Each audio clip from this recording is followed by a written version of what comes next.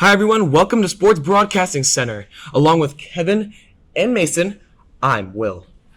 Mike Trout has played in just one playoff series in his remarkable 10-year big league career, and that was 8 years ago. But this might be the year Trout and reigning American League MVP Shohei Ohtani make a run in October for the Los Angeles Angels.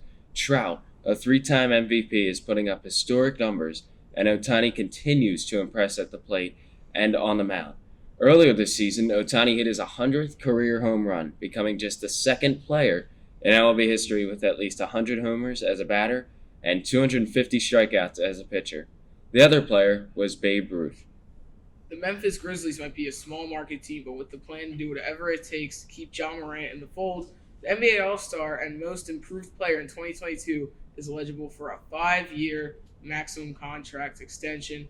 Grizzlies general manager Zach Kleiman says he intends to keep the team's core in place, as well as making sure that Morant stays in Memphis for a long period of time.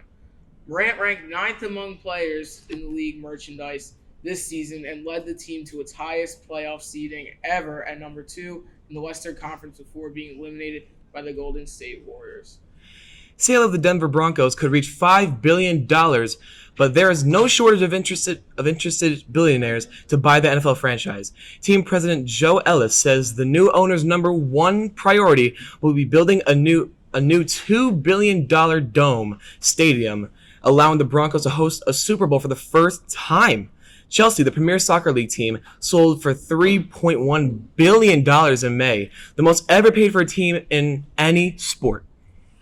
NBC's Sunday Night Football, the number one show on television for 11 years in a row, has named the first female lead host of Football Night in America, Maria Taylor, debuted on the studio show last year as co-host with Mike Tirico, but will take over this season with Tirico moving into the booth to handle play-by-play. Taylor joined NBC Sports last year after failing to work out a contract with ESPN.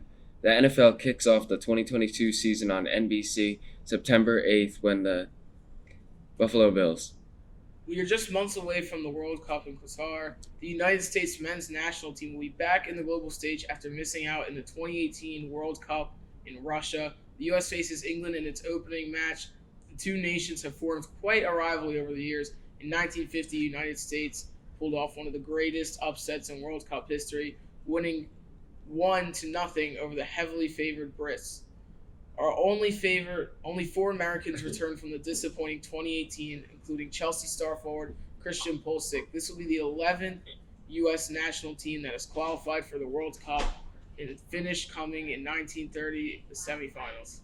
The college football season is fast approaching, but the Southeastern Conference is looking ahead to 2025 when Oklahoma and Texas join the SEC, making it a new 16-team super conference. The SEC has a goal of every school in football visiting each of the other 15 schools a year. The Big Ten is discussing elimination of divisions and staging a football title game between the top 2 teams in the 14-team conference. That's it for a busy day in sports. For my co-anchors, Will, I'm Thanks for watching Sports Broadcasting Center.